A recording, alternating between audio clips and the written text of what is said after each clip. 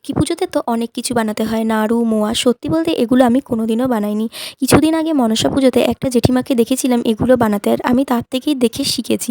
তাই ভেবেছি এইবার লক্ষ্মী পুজোয় আমিই সব কিছু নিজের হাতেই করব, শুধু মাকে পাশে রাখবো যদি কোনো ভুল ত্রুটি হয় তা বলে দেওয়ার জন্য। চলো তাহলে ভিডিওটা প্রথম থেকেই শুরু করি। সত্যি কথা স্বীকার করতে আমার কোনো লজ্জা নেই, কারণ আমি না পারি আলপনা দিতে, না পারি কোনো কাজ করতে, তাই যা পেরেছি তাই দিয়েছি। প্রথমে তো খইগুলোকে একটু ভেজে নিয়েছিলাম, তারপর তিলের নাড়ু করার জন্য তিলগুলোকেও একটু ভেজে নিয়েছিলাম। ভিডিওটা যারা যারা দেখছে অনেকেরই মনে হবে যে এখানে কিছু ভুল ত্রুটি আছে, মনে হলেও হতে পারে, কিন্তু আমি অনেক কিছুই সত্যিই জানি না।